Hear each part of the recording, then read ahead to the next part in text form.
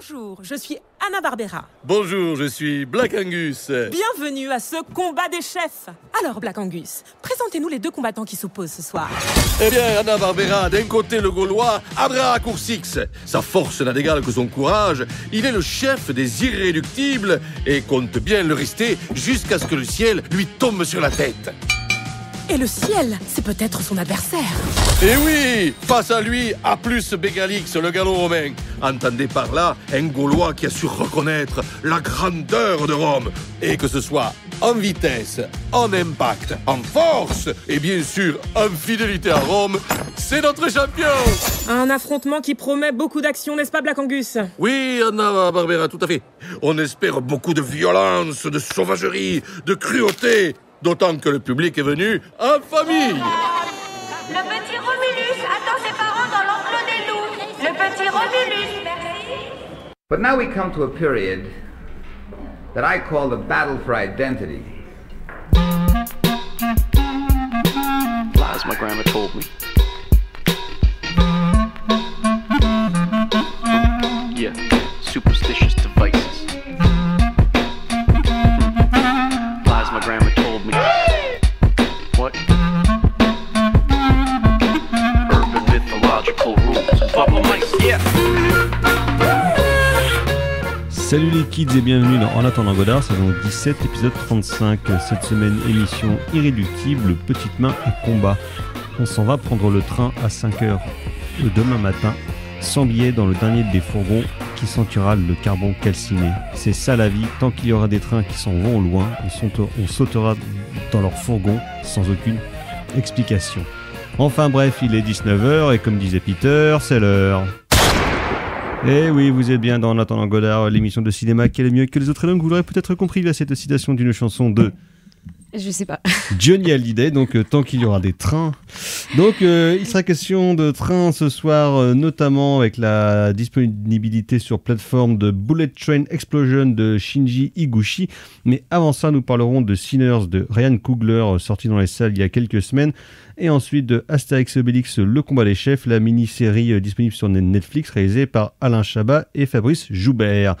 Et pour parler de ce jeu programme autour de cette table, il y a bien évidemment la fine fleur de la critique du Grand Ouest, il y a Margot. Bonsoir Margot. Bonsoir. Et à la mise en son de cette émission, il y a Ulysse. Bonsoir Ulysse. Oui, car donc le Dr Erwan aura son retard syndical, il devrait arriver vers 19h15, 20 à peu près, ça dépend des transports. Et Thibaut s'excuse platement, il devait être là ce soir, c'est même lui qui voulait qu'on parle de Astérix Obélix, mais il a dû partir en OPEX dans le sud, donc malheureusement il ne peut pas être des nôtres. Donc voilà, c'est le programme et les forces en présence. Avant de passer à la section critique de cette émission, quelques nouvelles neuves de tête de ligne. Un seau de merde, docteur. Il m'a jeté un seau de merde en pleine figure. Alors, agenda local pour commencer, nous vous rappelons que le 8 juin prochain, donc dans le cadre des films du dimanche soir proposés par nous-mêmes et nos meilleurs ennemis du cinéma est mort, ce sera Les Aventuriers de l'Arche perdue, donc le premier opus de Indiana Jones qui passera à 20h au cinéma Arvor. On a toujours trop hâte de vous présenter ça et de le revoir. Sinon, vraiment, information locale, hein, ce dimanche 18 mai, nous vous rappelons que c'est la braderie du quartier Alphonse Guérin, dans lequel certains membres de cette émission, moi par exemple, auront le plaisir de vous proposer des produits culturels de qualité. Je serai d'ailleurs sur le même stand que nos camarades du cinéma est mort, Étienne et puis Antonin. Donc voilà, venez nous voir à la braderie Alphonse Guérin si vous voulez acheter plein de produits absolument formidables, des CD, beaucoup de DVD dont on veut se débarrasser, mais que des produits de qualité, voire même des livres pour les plus intellectuels d'entre nous. Donc voilà, c'est tout ce dimanche à partir de 7h du matin, nous serons en poste et profitez-en parce qu'il faut venir tôt pour nous prendre les meilleurs produits, sinon ça va être les bouquinistes qui vont encore tout choper. Voilà, donc braderie Alphonse Guérin ce dimanche à Rennes. Sinon donc ce jeudi au cinéma Arvor en partenariat avec l'Institut franco-américain de Rennes, ce sera Soleil vert de Richard Fleischer, la dystopie avec Charlton Heston, formidable film qui vous sera proposé mais pas très riant par les temps qui courent. Enfin même à l'époque c'était déjà pas très riant, mais alors maintenant encore moins. Encore moins. Sinon, vous n'êtes pas sans savoir que commence cette semaine enfin le festival de film international de Cannes, donc qui commence ce soir avec la projection de Partir un jour de Amélie Bonin, donc qui est le film d'ouverture du jury présidé par Juliette Binoche. Voilà, ça va durer pendant 10 jours, les cancans, les potins et surtout ce qui nous intéresse le plus, parce que les films vont bien finir par sortir un jour, mais les tapis rouges et les points chiffons, on a très hâte de voir ça un petit peu, voir quelles seront les tendances cette année après le Met Gala il y a 10 jours. Oh là là, on va s'en mettre plein les mirettes. Ça commence déjà très mal. Quentin Tarantino est arrivé avec un look dégueulasse à l'aéroport, des chaussures pas possibles et un t-shirt d'un de ses propres films, ce qui est quand même interdit par la convention du style. Voilà, c'est terrible. Donc voilà, Cannes, on en reparlera de toute façon des films, de certains films qui vont sortir, qui nous intéresseront dans les semaines, voire les mois à venir.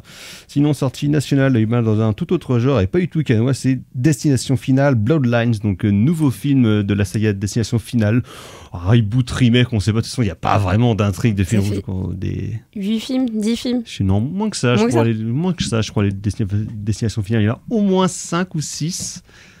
Faut se les refaire, parce que c'est quand même extrêmement con, mais alors qu'est-ce que c'est rigolo. Bah ouais, mais j'étais au collège, il y avait le 5e qui sortait. Ah ouais, bah je crois que le premier c'est 2000 ou 2001. Ouais, c'est ça, donc on est peut-être sur un 6-7 films, hein, quelque chose comme ça, je pense. C'est possible, en général c'est ça, les sagas d'horreur, il y en a beaucoup trop et on oublie absolument combien il y en a. Il y avait genre les Détours mortels, j'ai vu qu'il y en avait 5, je me dis comment ça il y en a 5, ça va beaucoup trop vite cette affaire. Donc voilà, les destinations finales Bloodlines, voilà. Pourquoi pas, il y en a 6. Ah, enfin ouais. En l'occurrence le film qui sort c'est le 6e, donc ouais, ça va. Ou ça va, voilà. Mais bon, ça se décline dans l'infini ce genre de film. Oui, de toute façon, c'est pour voir un peu l'inventivité de la mort. Sinon, donc je le disais, il y a Partir un jour de Amélie Bonin, dont nous reparlerons peut-être, bien qu'il y ait Juliette Armanet dans le film. Je confonds toujours avec Clara Luciani, donc je sais pas, mais même genre de chanteuse à franges. Mais oui, voilà. Amélie Bonin, c'est quelqu'un qui a fait notamment qui a fait quelques courts-métrages et qui a fait de la radio et qui a pas mal de projets de théâtre, notamment, qui s'appelle le Radio Live La Relève, où il passe assez régulièrement à Rennes, qui sont des projets extrêmement chouettes. Sinon, sortie nationale, il y a Le Domaine de Giovanni Allois, jeune metteur en scène dont on avait traité le premier film ici, La Troisième Guerre, qui était un film très étonnant, là aussi, c'est plus un genre de thriller. Sinon, il y a la ressortie du film maudit de Michael Mann, La Forteresse Noire, aka The Keep, son film de 1984, qui se déroule pendant la Seconde Guerre mondiale avec un golem et des nazis. Alors, film qui part sur de très bonnes bases, film maudit, film remonté, massacré, mal tourné et compagnie. Plein de trucs très chouettes dedans, mais globalement, c'est vraiment pas terrible quand même. Mais le film est très beau. Plein de promesses, ils ne sont jamais tenues. Le culte tient plus au fait que le film soit maudit plutôt que le film soit bon. Ah, mais il y en a comme ça, avec une production catastrophique. Ah, là, il y a plus d'histoire autour de film que le film en lui-même. Complicado. Hein. Oui. Sinon, il y a la sortie d'un documentaire, enfin en France, étonnamment maintenant, qui s'appelle Milli Vanilli, de la gloire au cauchemar. Est-ce que tu connais Milli Vanilli, Margot ? C'est un groupe de chanteurs du début des années 90 qui ont eu un énorme succès. C'était deux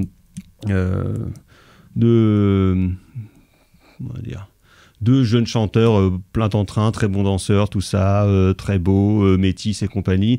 Énorme succès, jusqu'à ce qu'on apprenne que en fait, ces jeunes gens ne chantaient absolument pas sur les chansons, parce que c'était un nouveau coup de ce gros margoulin allemand ou danois, je sais plus, de Frank Farian, qui était le producteur de Boney M dans les années 70 et qui a fait exactement le même coup, parce que Boney M, le chanteur de Boney M, ne chante absolument pas. Donc Boney M, c'était Frank Farian lui-même qui chantait. Il s'est dit, quand ça marche une fois, ça peut marcher deux fois. Et effectivement, il a refait le coup, donc avec Milli Vanilli, sauf que le backlash a été beaucoup plus bourrin, au point qu'un des deux s'est donné la mort quelques années plus tard. Ouais. Parce que le backlash public et critique a été assez violent. Le documentaire est vraiment formidable sur cette histoire, carrément sordide. Ouais, ça peut être intéressant quand même. Oui, le documentaire est super chouette. Et sinon, il sort enfin, on arrêtera de voir la bande-annonce dans les cinémas. C'est un triple spectacle de plusieurs mecs que je ne connais pas. Il y a Baptiste Le Caplin, lui je le connais parce qu'il fait plein de comédies nulles. Ferrari, je sais pas son prénom, Jérémy Nicolas. Jérémy Ferrari. Et l'autre c'est. Mais c'est le trio, c'est Arnaud de sa mère. Et sa mère, ouais. Arnaud de sa mère. Je sais absolument pas qui c'est. Mais je sais absolument pas qui c'est, mais en tout cas, la bande-annonce donne absolument pas envie d'aller les voir. Hein. Mais en fait, le spectacle est un peu à boire à manger. Moi, c'est des artistes que je suis vaguement et que j'apprécie. Après, ça dépend quoi, ça dépend comment. Sachant que c'est des spectacles qui peuvent durer assez longtemps. Et moi, j'aime bien regarder ça de temps en temps pour un peu me vider la tête. Mais il y a des spectacles qui durent 1 heure, 1 heure et demie, ça peut être assez long. Enfin, sachant que là, en gros, c'est un spectacle qui est diffusé en direct au cinéma, j'imagine qu'ils vont être plus limités dans le temps. Oui, c'est possible, 2 heures, mais faut accrocher parce qu'en fait, c'est un peu, comment dire, c'est de la fausse impro. C'est-à-dire que ils sont sur scène, ils font semblant de faire de l'impro, mais en fait, tu te rends compte assez rapidement que c'est quand même écrit. Une transcriptée. Ouais, c'est ça. Donc, ça peut être drôle 5 minutes. C'est mon point de vue. Ouais, voilà. C'est bien en sketch à la radio, quoi. C'est ça. Et moi, j'aime surtout quand ils ont des collabs avec d'autres artistes. Et là, ça peut être assez drôle parce que ça part dans tous les sens. Mais sinon... Vaut mieux écouter les sketchs sur Rire et Chanson. Je sais pas. Moi, je sais que j'aime un peu. Mais vraiment un peu. Donc voilà, en tout cas, nous parlerons de totalement autre chose la semaine prochaine, puisqu'il y a pas mal de ressorties et de films plus ou moins récents de Hong Kong qui vont nous intéresser. Occasion une fois de plus de reparler de ce merveilleux cinéma. Donc voilà, nous allons passer à la section critique de cette émission. Et pour commencer, je n'aurai qu'un mot à dire, le blues. Ah, le blues. Ouais. Du Mississippi. Ouais. Le vrai blues. Le blues. Muddy Waters. Peut-être le plus grand pour moi. John Lee Hooker. Ouais, quand il chante.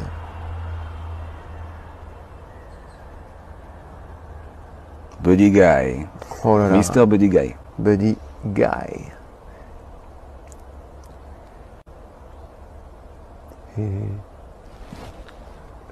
B.B. King. Oh là là là là, lui avec sa guitare.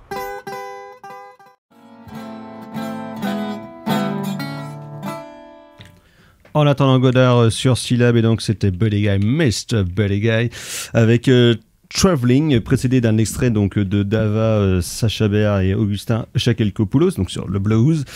Car donc de Buddy Guy et de blues, il en est question dans Sinners de Ryan Coogler, sorti dans les salles françaises il y a quelques semaines, et un film qui est déjà un gros carton dans les salles nord-américaines, ce qui fait quand même plutôt plaisir pour un film avec un sujet original, c'est-à-dire qui n'est pas un reboot suite et qui en plus a un véritable propos assez intéressant. Ryan Coogler, on le connaît principalement comme étant le réalisateur de reprises ou de grosses franchises comme le premier épisode de la saga Creed, donc ce qui a pris la suite de la saga Rocky, et des 2 épisodes de Black Panther. Donc, on va dire un metteur en scène dont on ne pouvait pas vraiment juger des capacités de mise en scène jusque-là, puisque ça, dans le cadre de grosses franchises, ou en tout cas de films assez normés avec un cahier des charges, on va dire, donc à respecter, donc plutôt, on va dire, artisan ou bon faiseur du gros spectacle américain. Et donc là, il retrouve son acteur fétiche Michael B. Jordan, qui a joué dans tous ses films, y compris son premier long métrage pour le cinéma en 2013 qui s'appelait Fruitful Station.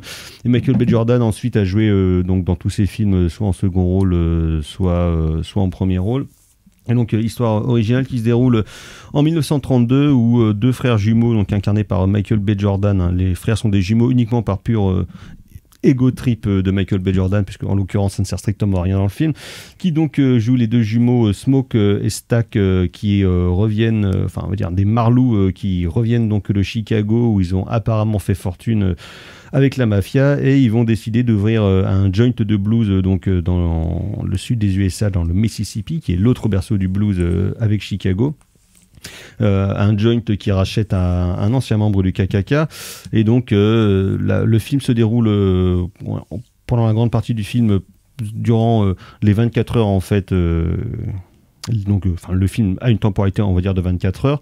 Et donc, ça va être la réunion de leur équipe, retrouver leurs anciens camarades, anciennes femmes, anciennes copines.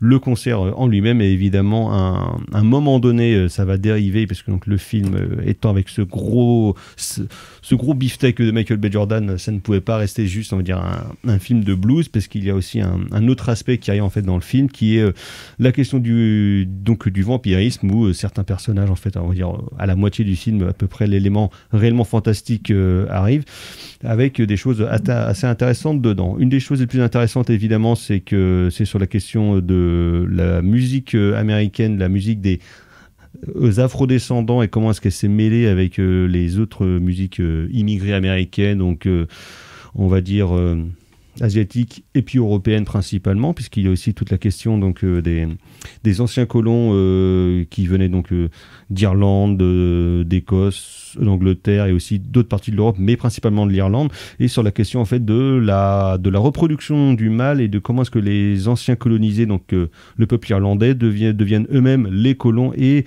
les maîtres d'un nouveau pays pour asservir une nouvelle donc population en esclavage, en l'occurrence les Afro-Américains, après avoir bien évidemment massacré les Indiens, enfin les Amérindiens.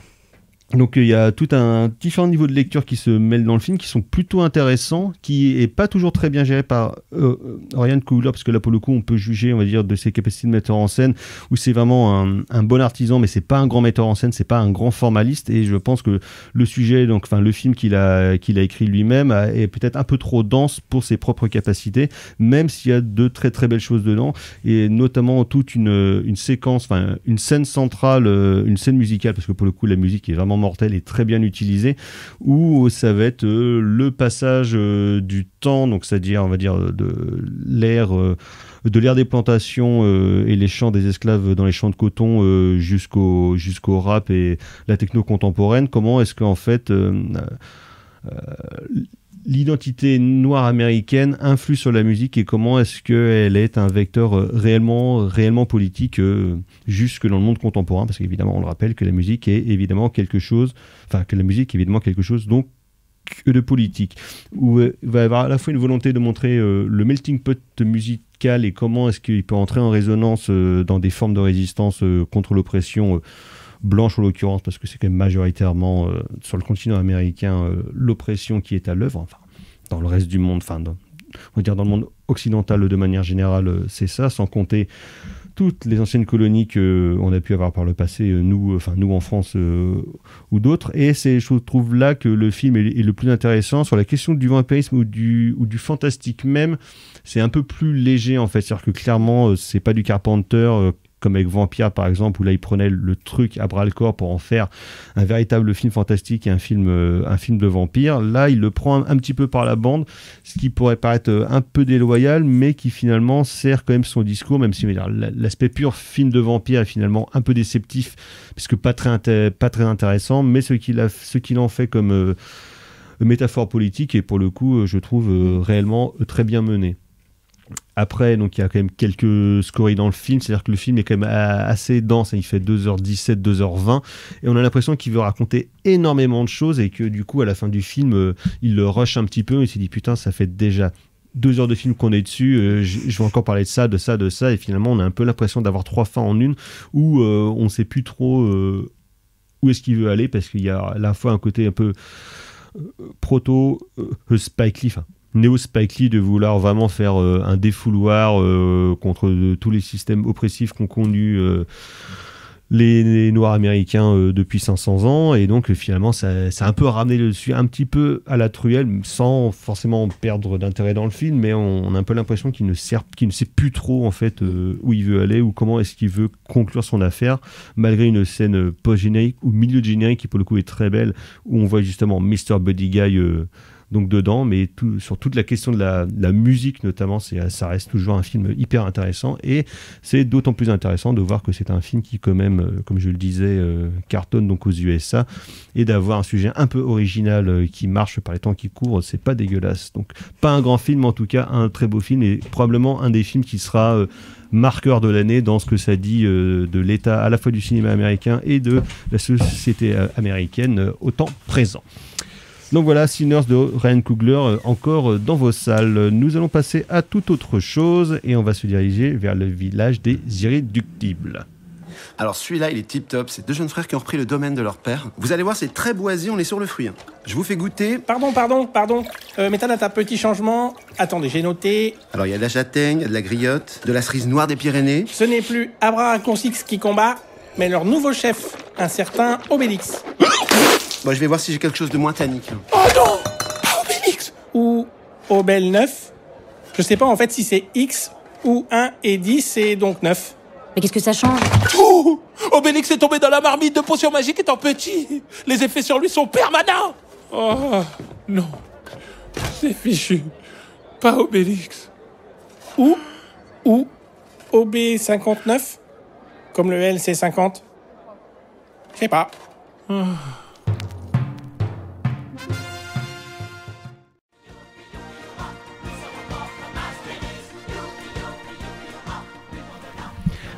En attendant Godard sur Syllab, et donc c'était un extrait de Astérix et Obélix, le combat des chefs, suivi du grand orchestre du Splendide, la chanson d'Astérix. Car donc d'Astérix, il en est question, évidemment, dans Astérix et Obélix, le combat des chefs, la mini-série en 5 épisodes disponible sur Netflix, réalisée par Alain Chabat et Fabrice Joubert. Donc Chabat qui retrouve l'univers de Goscinny et Uderzo 24 ans après Astérix Obélix Mission Cléopâtre, c'était en 2001, c'est ça? Oui, c'était en 2001.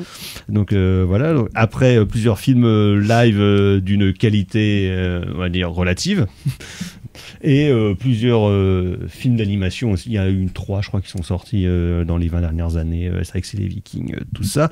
Et donc là, cette mini-série s'inspire donc de la BD Le Combat des Chefs, qui avait déjà été adapté en dessin animé dans les années 80 sous le titre du Coup du Menhir, qui mêlait justement le combat des chefs et le devin.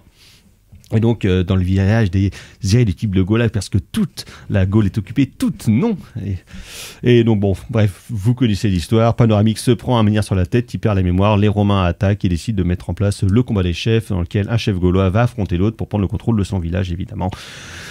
Patatras, bagarre et compagnie. Bref, on connaît le truc, Astérix, on va pas non plus se faire vous résumer le truc. Donc Chabat revient dans l'univers donc du petit Gaulois, toujours avec une fidélité assez poussée envers l'univers de ses créateurs, beaucoup plus que certains qui l'ont suivi, où clairement il avait dit dans plusieurs interviews, une des choses aussi qui lui a donné envie de refaire un Astérix et surtout de le faire en animation, c'est quand il a vu les deux Spider-Man in the Spider-Verse, les films américains des dernières années, qui effectivement sont extrêmement inventifs en termes de mise en scène et en termes de mêler les différentes techniques d'animation. Et là, c'est un petit peu ce qu'il a essayé de faire avec différents studios français, justement, et dans lequel Chabat, comme à son habitude, et comme tous ceux un peu qui font des Astérix, ramène toute sa bande de potes. Je pense qu'on en reparlera, c'est parfois un peu un des défauts du film pour faire les différentes voix. Donc on a entendu en pré-générique, il y a Jérôme Commandeur, il y a Laurent Lafitte, il y a Jamel Debbouze, il y a Thierry Lhermitte.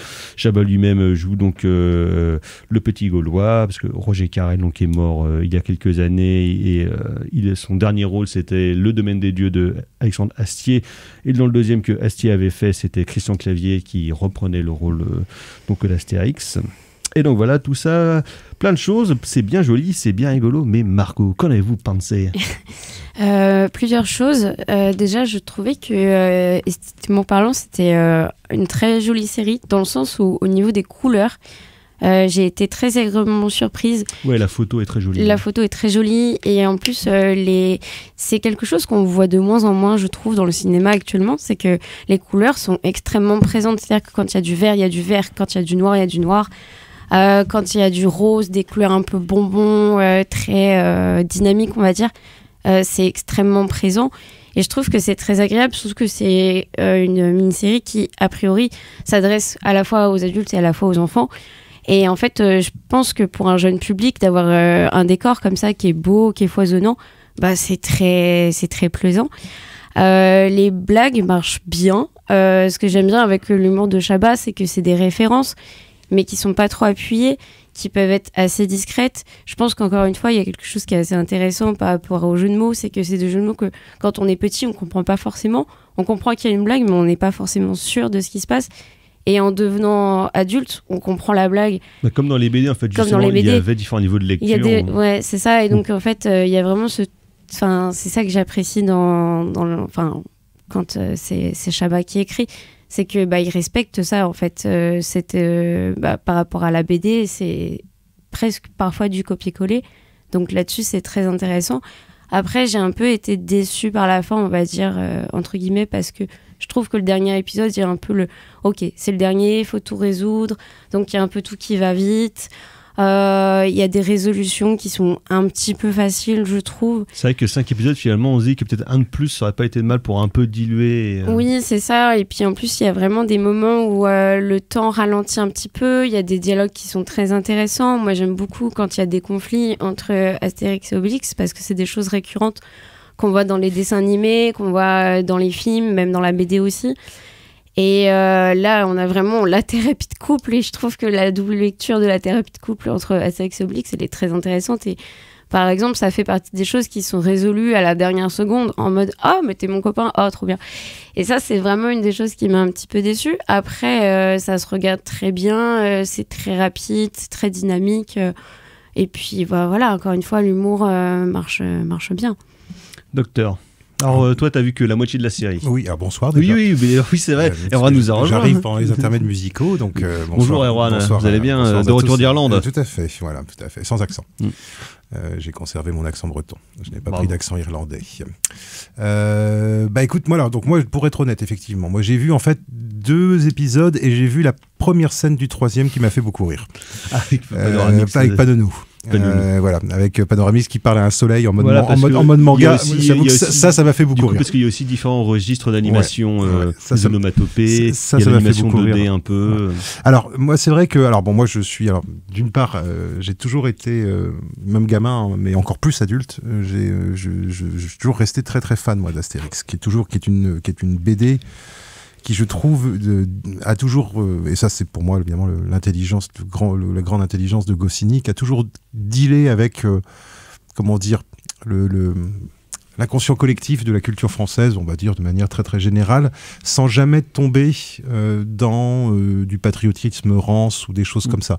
C'est-à-dire l'esprit gaulois, blablabla, tout ça. Alors que ça a été récupéré après par la suite. Oui, bien sûr, mais voilà. Voilà, moi, je veux dire, le mec qui vient me dire Astérix, c'est une BD de droite, je dirais, écoute, je suis désolé, mais on n'a pas lu la même BD, quoi, parce que c'est au contraire une BD qui prend bien soin justement de mettre toujours la dose de satire et d'ironie nécessaire à ce qu'il y ait plusieurs niveaux de lecture et à ce qu'on ne voit pas ça uniquement comme une espèce de divertissement un peu franco-français, même si c'est pas forcément évident effectivement de dire ça quand on n'est pas français, c'est moins universel que Tintin. C'est une des BD les plus vendues en Europe. Hein. Oui, en Europe, ouais, mais je pense que tu vois par exemple chez les Américains, je suis pas certain que ça fonctionne aussi bien par rapport à Tintin par exemple, qui a une espèce de caractère universel, mais qui est lié, je pense, aussi au dessin, mais à la ligne claire. Après sur le fait qu'il y a aussi un autre truc, c'est qu'effectivement, moi, j'ai l'adaptation de Chabat qu'il avait fait en 2001, Astérix contre Cléopâtre, ça m'avait semblé beaucoup plus convaincante que la version de Claude Zidi, qui était assez littérale. Et même si j'ai rien contre le vieux Claude, que j'aime par ailleurs, dont j'ai bien aimé d'autres films, mais c'était pas forcément son matériau. Non, le matériau, il était le plus à l'aise. C'était un peu les visiteurs rencontrent. C'était un petit peu ça. Alors que, à la base, c'était Jean-Marie Poix qui devait le faire. Ouais, alors qu'on voyait bien la différence d'ailleurs. On voyait bien la différence même dans le jeu d'acteur. Je veux dire, Clavier dans le deuxième était bien meilleur. Mais il y avait des trucs super dans le premier. Les décors de Jean Rabas sont merveilleux. Il y avait des. Je dis pas que tout était nul. Je dis que simplement c'était effectivement.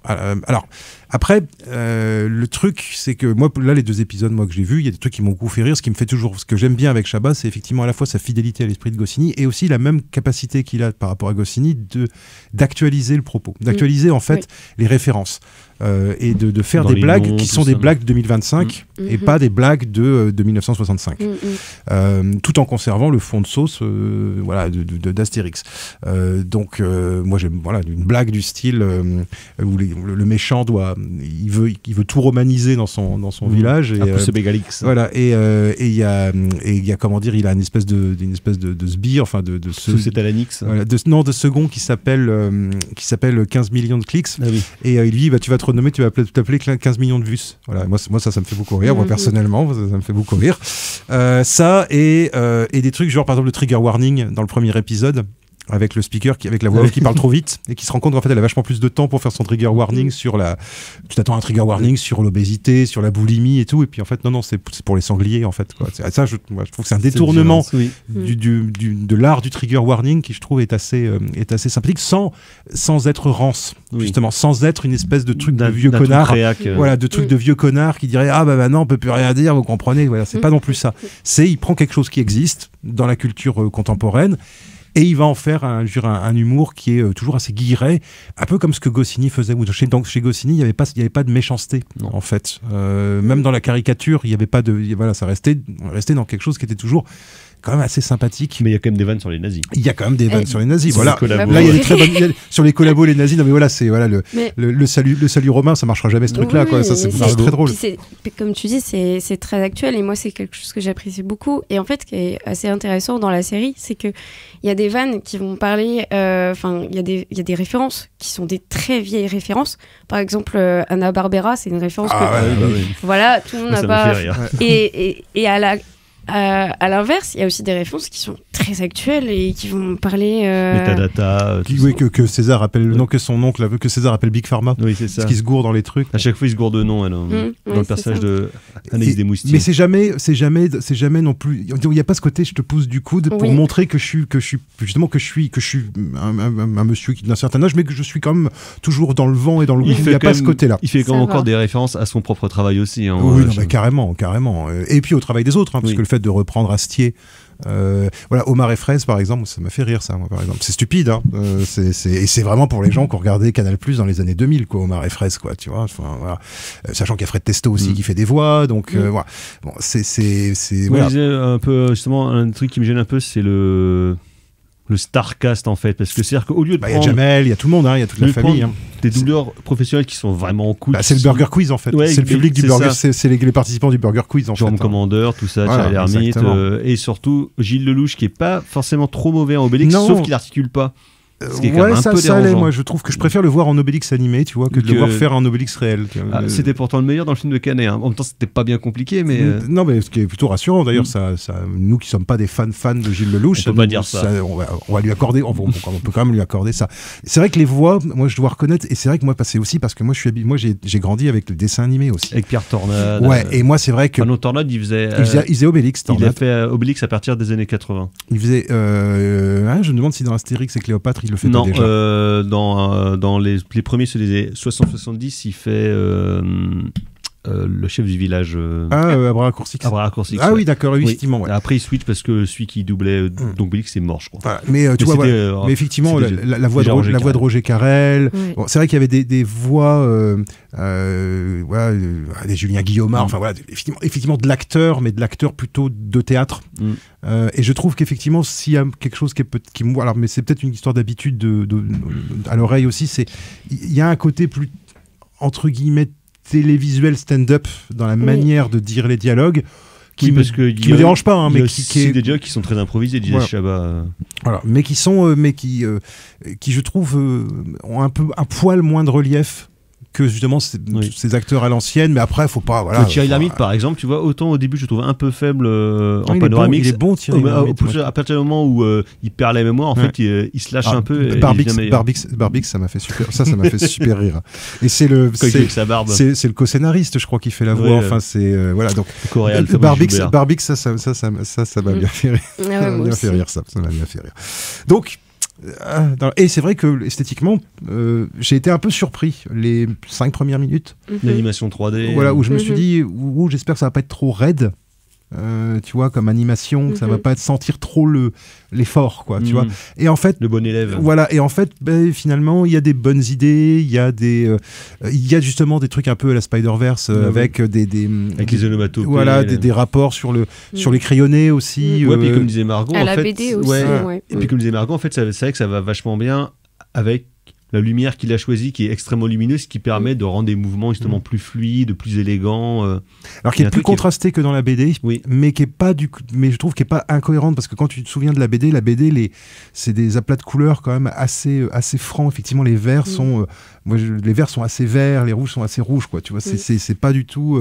C'est des couleurs assez tranchées dans la BD. Donc je trouve qu'il a fait une adaptation un peu moderne, une transposition un peu modernisée, ça, moi, que j'ai trouvé plutôt agréable, et avec des jolis plans, des plans de forêt notamment, que j'ai trouvé plutôt sympathiques, et des effets de lumière, des effets d'ombre comme ça, là, qui sont pas dégueux.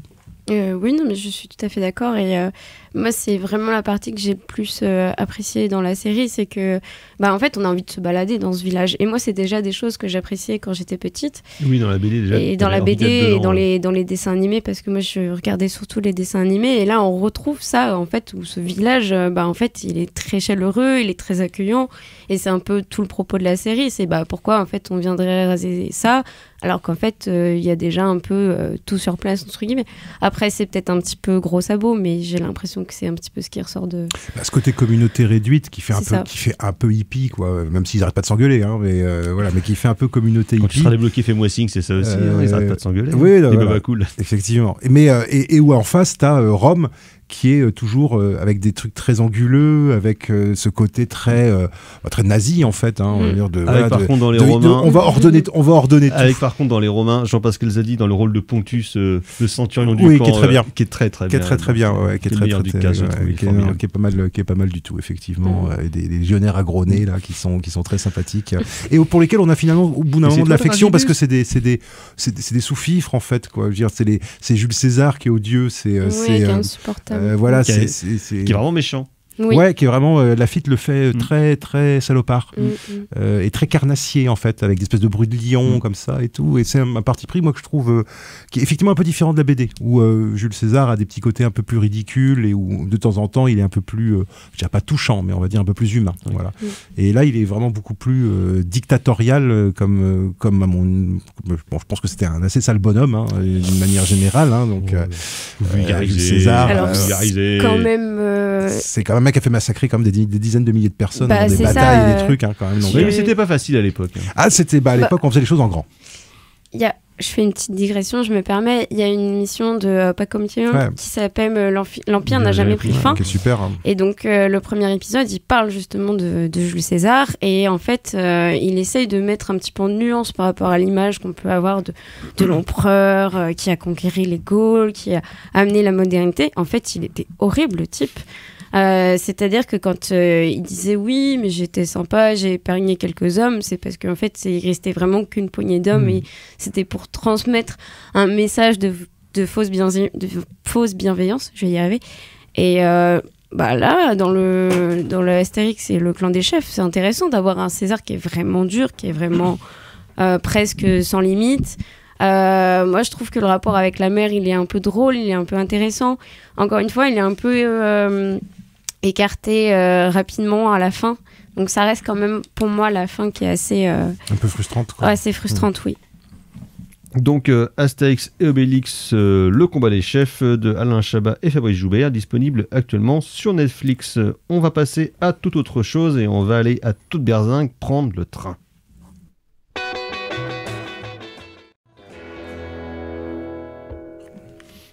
En attendant Godard sur Syllab, et donc c'était Johnny Burnett and the Rock'n'Roll Trio avec The Train Kept Rolling, car de train. Il en est question dans Bullet Train Explosion, réalisé par Shinji Higuchi, est disponible sur plateforme depuis quelques semaines. Shinji Higuchi, on le connaît car c'est le co-réalisateur du formidable et merveilleux Shin Godzilla et réalisateur de Shin Ultraman, sorti dans la série japonaise il y a beaucoup de points communs avec Shin Godzilla. Il y a beaucoup de points communs avec Shin Godzilla. Donc là, Bullet Train Explosion, c'est ce qu'on appelle une legacy sequel. Donc c'est-à-dire que c'est une pseudo-suite remake 40 ans après d'un film de 1975, 50 ans même, Super Express 109, que toi, docteur, tu as vu, donc tu avais mis ici en coup de cœur jadis. Et qui a été largement plagié plagié par Speed, notamment. Enfin, dont le concept en tout cas a été repris par Speed. Et donc plagié, Legacy Sequel, parce que donc c'est c'est une suite remake, mais dans lequel les événements du premier film donc ont eu lieu et ont une incidence sur le déroulé donc de ce récit. Carrément même. Et donc là c'est plein de gens qui vont prendre le train parce que les Japonais ils adorent les trains et ils ont un système qui fonctionne vachement bien. Il y a plein de gens qui partent dans le train et en fait pas de bol, ils apprennent qu'il y a des bombes dans le train et que si ils roulent en dessous de 100 km/h, ça va péter. Et donc évidemment là toute l'administration, la SNCF locale se met en branle, les membres du gouvernement pour savoir ce qu'il faut faire. C'est une pub géante pour le réseau ferroviaire chez les Japonais. C'est sûr qu'en France ça marcherait moins bien. Ouais, il y aurait moyen. Moi pendant tout le film j'ai pensé, je me suis dit mais putain mais on pourrait faire la même chose avec un TGV, ça serait cool. Mais que ferait la SNCF? Mais il serait pro. Ne doute pas de notre capacité à faire rouler des trains. Je pense que notre ministre des Transports non. des mécaniques. Non. Il n'y aurait pas des mecs du gouvernement qui viendraient s'excuser, à la télé. Qui viendraient faire des courbettes devant tout le reste de l'équipe parce qu'ils ont merdé, quoi. Non, ça y aurait pas. De merde. Non, il y aurait pas. Non, mais ça n'a jamais. Non, mais j'ai jamais dit ça. Et donc effectivement, le film, comme on le disait, entretient des rapports avec que Shin Godzilla, justement, dans son rapport avec l'administration japonaise qui se met en branle et qui met des bâtons dans les roues, donc des petites mains qui veulent bien faire. Docteur, alors... en fait, à voir ce film-là, effectivement, et je sais plus si j'avais dit ça, moi, à propos de Shin Godzilla, mais pas sur le plan stylistique, mais sur le plan thématique, il y a, pour moi, quelque chose de melvillien dans ces films-là. Pourquoi ? Parce qu'en fait, c'est des films de professionnels. C'est des films de gens qui connaissent leur boulot. Ils ont un boulot à faire, il y a un problème, mais comme c'est des gens qui connaissent leur boulot, ils savent comment ils finissent par arriver à résoudre le problème. Et c'est quand même globalement des gens qui sont dans une salle de réunion. Exactement. Et on reste pas rêver, et on reste pas débattre, c'est-à-dire que on est là pour faire des choses, et on fait les choses pour être le plus efficace. Donc c'est vraiment des films de professionnels. Mais Shin Godzilla, c'était vraiment comme le level au-dessus. Shin Godzilla, c'était vraiment sur... et c'était vraiment... La bureaucratie porn, c'était vraiment... Ouais, c'était ça, et c'était sur... l'articulation, comment est-ce qu'on se met en place pour résoudre une crise, et finalement c'est dans un modèle réduit la même chose que Shin Godzilla, et moi j'ai trouvé que c'est mais qui était quelque chose qu'on trouvait déjà un petit peu dans la version de 75 de manière moins appuyée, mais on trouvait déjà un petit peu ça dans la version de 75, et en fait moi je m'attendais à un film bof, et j'ai été plutôt heureusement surpris, d'une part donc parce que justement il y a cette thématique du service public. Finalement c'est un film de service public, c'est un film de gens qui croient au service public et qui sont bien décidés à le faire fonctionner, ce service public. Donc par les temps qui courent, je trouve que c'est toujours agréable de voir un film qui est plutôt en faveur des fonctionnaires et non pas contre eux. Et puis il y a la deuxième chose, c'est que la mise en scène est plutôt fonctionnelle, mais elle n'a pas ce défaut que moi je vois dans certains films japonais, qui est ce côté trop clipesque, trop haché. Voilà. Là, c'est vraiment un film. Les acteurs, ils ont le temps de jouer. T'as le temps de comprendre ce qui se passe. Le rapport à l'espace est plutôt bien foutu. Les scènes ils arrivent à faire quand même des scènes de suspense avec des histoires de trains qui doivent se croiser.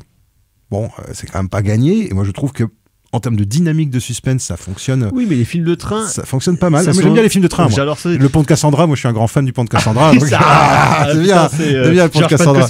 Voilà, exact. Mais super film, le Pont de Cassandra. Bon, bref. Unstoppable. Non, Unstoppable moins parce que c'est super. C'est vachement mieux Unstoppable, c'est trop bien. Ouais, mais bon, moi, j'ai toujours des problèmes avec ce plan dans la cabine qui est toujours le même plan dans Unstoppable, où je me suis dit, Tony Scott, t'aurais pu changer tes axes de caméra, ou au moins faire tourner moi, j'ai vu des gens dire que Bullet Train Explosion, c'est pas très intéressant si on n'aime pas les trains. Déjà, qui n'aime pas les trains?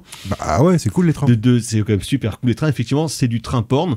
Comme Unstoppable était, même si moi j'ai une préférence pour les trains de fret, justement, que je trouve quand même plus cool, parce que là, le design effectivement de leur train est quand même hyper futuriste, on dirait presque un genre de Boeing, le truc il est immense. Alors, un truc que j'ai apprécié aussi, c'est qu'il rend hommage au film de 75, pas simplement, c'est très rigolo, sur le plan scénaristique, c'est un peu capillotracté, mais par contre j'ai beaucoup apprécié qu'il fasse revenir le héros du premier, et en fait le héros du premier c'est une raclure, et il disparaît comme une merde, et ça je trouve ça très bien. Pour 5 minutes. Moi je trouve ça très bien, il a 5 minutes à l'écran, et il se fait péter le cul, mais comme une merde, c'est assez jouissif. Mais ce que j'ai bien aimé, parce que dans le premier, il y a un truc qui était bien, c'est que les trains, c'est des petites maquettes. Et moi, j'aime bien quand il y a des petites maquettes. Là, il y a les deux, c'est un mélange de maquettes. Et là, en fait, le truc, c'est que t'as du numérique pour le train, mais t'as tous les plans où ils sont dans les bureaux en train de prévoir les trucs en disant on va sortir ce train là, on va le raccrocher là, et ils le font avec des petits trains. Il y a des maquettes dans la scène finale, c'est un mélange de maquettes. Et puis le CGI, et ça passe super bien. Et j'ai beaucoup, je me suis dit, ça c'est cool. Ils ont pas voulu faire justement, ils prennent acte aussi du charme que représentent des effets spéciaux qui aujourd'hui sont considérés comme désuets, et ils ont réussi scénaristiquement à les réintroduire dans le truc. Et moi j'ai trouvé ça assez sympatoche. Donc d'une manière générale, et moi je trouve que voilà, encore une fois c'est assez fonctionnel, c'est pas du De Palma, hein, mais c'est pas un film maniériste, c'est un film assez carré, assez classique, mais les acteurs sont tous bons. Le contrôleur et l'acteur qui joue le contrôleur est particulièrement bien. Lui et la conductrice du train, même si on la voit pas beaucoup, la conductrice, mais la conductrice. Alors que Sonny Chiba, on le voyait beaucoup plus dans la version de 75. Alors que tu aurais pu penser qu'elle aurait été vachement présente parce qu'elle est présentée justement au début comme ultra badass. Non, mais c'est une professionnelle. Son truc, c'est de s'occuper du train. Je conduis, moi. Elle est pas là pour avoir des états d'âme, elle est là pour. Elle roule à 115. Elle est là pour rouler à 115, exactement. Et justement, heureusement que le train traverse tout le pays de long en large et pas d'une. Exactement. Parce que sinon. Ça aurait été un peu plus compliqué. Et non, le contrôleur est très bien, et le mec qui est dans la salle de contrôle, qui est l'espèce de sous-chef, qui a le service public chevillé au corps, voilà, exactement. C'est une espèce de forme d'héroïsme quotidien, de gens où c'est pas exceptionnel, c'est pas spectaculaire, ils font pas des grands trucs, mais et c'est marrant de voir ça. Tu dis ça, c'est vraiment assez typique quand même du cinéma japonais, c'est que c'est aussi des films de collectif en fait, quoi. C'est des films qui partent toujours du principe que le collectif finit par résoudre une crise. Oui, que c'est pas l'individu qui va tout seul remporter la mise. C'est pas américain. Voilà, exactement. Et c'est là que tu vois bien aussi la différence de culture entre les deux. C'est cette croyance de l'esprit d'équipe, du respect de travail, et du fait que si chacun arrive à écouter l'autre et à fonctionner en accord avec l'autre, tu peux arriver à résoudre une crise même si elle semble insurmontable. Alors, évidemment, c'est un idéal, bien évidemment, mais je trouve qu'en termes de message, le film c'est plutôt un film humaniste de ce point de vue-là, et plutôt un film effectivement qui tourne autour de la question de fonctionner en collectif dans une société pour faire fonctionner la société. Et ça, je trouve que voilà, là aussi, il y a quelque chose moi qui m'a plutôt plu. Voilà, comme film. Donc c'est encore un projet qui s'inscrit justement dans une reprise de vieilles franchises après les Ultraman, après les Godzilla. Alors j'ai pas vu le Ultraman, je sais pas si c'est bien le Ultraman. J'ai pas encore vu. Apparemment c'est pas mal quand même. Mais je connais beaucoup mon Ultraman. Ouais, moi c'est pas du tout mon univers non plus. Je connais très mal. Mais Tokusatsu et tout. Mais voilà, c'est effectivement ces films de bureau. Ça peut paraître chiant dit comme ça. C'est un truc qu'on fait très bien en France, hein, les films de bureau. Ouais, non, mais moi j'ai rien contre les films de bureau. J'adore. Je sais qu'on a déjà parlé ici, mais genre des films de mecs en costard qui parlent de géopolitique dans des bureaux. Qui fument des clopes avec l'air soucieux dans des bureaux. Ça, c'est un des trucs qu'on sait le mieux faire. Ça, c'est moi j'aime bien aussi quand c'est comme ça. Donc quand les gens regardent des cartes. Voilà, exactement. Et il y a pas que les Français qui savent le faire. Les Japonais sont pas mauvais du tout. Voilà. À ton avis, qu'est-ce qu'ils pourraient reprendre après comme franchise pour refaire? Qu'est-ce qu'ils pourraient reprendre comme franchise? Tout le film classique des années 60-70. La SF. Oui, parce qu'ils ont la SF, de SF. Ouais, des trucs d'invasion extraterrestre, tu vois, comme les Martiens attaquent, mais qui sont déjà qui sont comme un peu des Godzilla aussi, en fait, qui sont un peu des kaiju aussi, quoi. Qui sont des Godzilla. Mais ouais, là, il y a pas longtemps, j'ai vu un Takeshi Miike hyper calme, qui est un film de serial killer. Ce qui est possible, parce que vu qu'il en fait 12 par an. Voilà, et qui est hyper classique, qui s'appelle. Je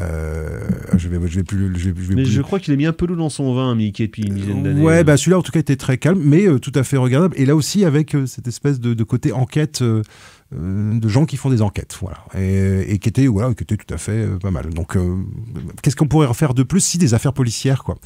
Des affaires policières, montrer comment est-ce qu'on a trouvé le coupable de telle histoire, revenir sur des événements historiques, tu vois, et peut-être pendant l'occupation, par exemple, voilà, et des histoires de, je pense du film de guerre, du film de guerre ou du polar. Je pense que ça se prête bien aussi aux films de bureau. Donc voilà, messieurs, si vous avez envie de continuer dans cette voie-là, écoutez, on vous donne des pistes. Voilà. Dans la bureaucratie. Non, mais par contre, voilà, pas du tout. Et le film était quand même assez long, hein. Il fait ses 2 heures, même plus que ça, il fait quasiment ses 2h10, 2h20. Et moi, je dois avouer que je me suis pas emmerdé, alors que j'étais pas parti pour photo un peu passe-partout. Au début, tu vois, pop. Au bout d'une heure, je me dis, mais normalement, pas de problème. En fait, moi, il y a des et non, c'est reparti. Exactement. Et moi, il y a vraiment des moments où je me suis dit, bou, qu'est-ce qui va se passer? Où je me suis dit, ils arrivent à m'intéresser avec des histoires de trains qui se croisent. C'est pas mal. Voilà. Donc, moi, je conseille. Donc, Bullet Train Explosion de Shinji Higuchi, disponible sur plateforme, mais je ne sais plus laquelle. On va passer. C'est du Netflix, je crois. Netflix, je crois que c'est du Netflix. Je crois. Si, c'est du Netflix. Un truc américain. Netflix. Merci, docteur. On va passer au coup de cœur. Tout à coup, Jean-Michel Mimosé. C'est de la merde. C'est de la merde. Je voudrais que tout le monde s'imprègne. Merde. Tout le monde s'imprègne de cette. C'est vraiment la plus grande merde des merdes. Les coups de cœur, Margot. Alors oui, Faux semblant de David Cronenberg qui est repassé à l'Arvor il y a pas très longtemps. J'en ai pas vu beaucoup des Cronenberg et en général j'apprécie plutôt bien, plutôt les anciens d'ailleurs. Oui, comme tout le monde, ça, c'est normal. Voilà. Et celui-là il est breu. Il est breu celui-là. Ouais, moi il m'a il m'a rendu triste aussi, ce qui est pas forcément à chaque fois le cas. Des fois, il y a des Cronenberg qui vont me choquer, qui vont me questionner. Celui-là, en plus de ça, je l'ai trouvé très, très touchant. Enfin, voilà, quoi. Merci Margot, docteur. Alors, dans le genre pas drôle, un téléfilm de Nicolas Meyer de 1983, découvert un petit peu par hasard au gré de mes... des trucs que j'ai des trucs que j'ai chez moi sur mes disques durs depuis des plombes, qui s'appelle donc Le jour d'après, et qui est en fait une sorte de film catastrophe qui imagine en fait, donc on est en 83 pile poil dans la dernière grosse crise en fait le dernier gros risque nucléaire entre les États-Unis et l'Union soviétique, et donc ça imagine tout simplement les Américains qui balancent leurs bombes, les Russes qui balancent leurs bombes, et qu'est-ce qui se passe dans un petit bled, c'est pas dans un bled, c'est dans un état, dans l'état du Kansas, si ça arrive, quoi. Avec James Coburn, avec John Lithgow, enfin voilà, donc voilà, et plein d'acteurs pas connus. Et c'est un film qui est assez traumatisant en fait, parce que c'est une sorte de version américaine de Gandhi Hiroshima, c'est-à-dire que la première heure, tout le monde est très sympathique, c'est très beau, il y a des jolis couchers de soleil, tout le monde est solidaire, puis au bout d'un moment les bombes tombent. Et la deuxième heure, elle est hardcore, mais pour un truc de télé, franchement, c'est hardcore, mais hardcore de chez hardcore, quoi. Tellement hardcore que, alors ça a été vu par 100 millions de personnes en fait à l'époque. C'est un des téléfilms c'est un des téléfilms qui a été le plus vu de l'histoire de la télévision américaine. Et ABC, qui était le diffuseur, avait spécialement créé une hotline parce qu'apparemment les gens, ça les a tellement fait flipper comme film. Parce que c'est vraiment genre, chacun fait ses courses, écoute la radio, puis t'as le bruit du monde en arrière-plan, puis quand la merde arrive, les gens sont pas prêts du tout, en fait, quoi. Et les spectateurs, ça les a fait flipper, et apparemment, ils avaient une hotline qui a explosé, en fait, le soir de la diffusion, parce que les gens étaient inquiets, en fait. Comme le téléfilm anglais de la BBC, Threads, où genre, c'était, ah mon Dieu. Non, mais exactement. Et c'est un truc où il y a pas mal de spectateurs qui ont pris conscience que, ils vivaient, en fait, sur le bord d'un volcan, et que ça pouvait déconner à n'importe quel moment, avec des conséquences qui sont alors là sur le plan à la fois c'est vraiment parce qu'on observe vraiment la destruction physique et sociétale des États-Unis, c'est-à-dire des gens qui pourrissent sur place et une société qui pourrit sur place, quoi. Et avec James Coburn notamment qui est c'est une utopie. Non, c'est pas James Coburn, c'est Jason Robards. C'est Jason Robards qui est médecin. Et qui se retrouve à un moment il y a toute une partie du film où il essaye de sauver des gens, sauf qu'en fait les gens arrivent par centaines dans un hôpital où il n'y a plus d'électricité, et en fait il passe son temps à enterrer ses malades. Enfin c'est un film, c'est un téléfilm. Moi, je m'attendais pas à ce que ça soit d'autant que Nicolas Meyer, c'est aussi cash. Super, parce qu'il avait déjà super fait scénariste. Avant Time After Time, C'était demain, ou Orson G. Welles, super pour film. ça, Jack l'Éventreur, et surtout il a écrit The 7% Solution. Sherlock Holmes attaque l'Orient Express, une des meilleures adaptations de Sherlock Holmes. Exactement. C'est formidable. Non, Nicolas Meyer, c'est plutôt de la bonne cam. Exactement. C'est plutôt de la bonne cam. C'est de la bombe bébé. Merci docteur. Alors moi, ça va être deux choses. Un film fantastique mexicain de 1986 du Poison pour les fées, Veneno para las hadas, de Carlos Enrique Toabada, dans lequel deux jeunes filles qui sont dans un lycée. En fait, il y en a une qui fait croire à l'autre qu'elle est sorcière. Il commence vraiment à se passer des trucs chelous, surtout quand après elles partent à la campagne, deux gamines de 10 ans, ils font des trucs pas très nets. C'est super bien. Et sinon, dans un tout autre genre, The Hotbox aka La Cara Caliente de Joe Viola, film de 1972 réalisé par Joe Viola, une coprode entre ce margoulin de Roger Corman et ce sacré sacripant de Sirio H. Santiago. Parce que le film est censé tu m'intéresses. Le film film est censé se dérouler dans une vague jungle d'Amérique du Sud et donc il a été tourné aux Philippines. Bah oui. Coécrit et produit par Jonathan Demme, c'était son premier taf pour le cinéma, donc sur une bande d'infirmières qui se fait capturer par une bande de Sud-Américains. C'est un Woodman in Prison. Un genre de WIP de film révolutionnaire dans lequel donc les infirmières vont apprendre à faire la révolution et elles vont apprendre aux révolutionnaires à ne plus baiser mais à faire l'amour. Donc un genre de Lysistrata. Exactement, avec des moustachus. Avec des moustachus, bien évidemment, sinon c'est pas drôle. Donc c'était quand même super chouette. Bon lycée d'exploitation. Mais Jonathan Demme, il faudrait reconsidérer parce que je pense que c'est un mec qui a des trucs bien intéressants. Hotbox. Merci Docteur, merci Margot, merci Ulysse à la mise en son de cette émission. Prochaine émission, prochaine édition. À ciao, bonsoir. Salut. Bonsoir.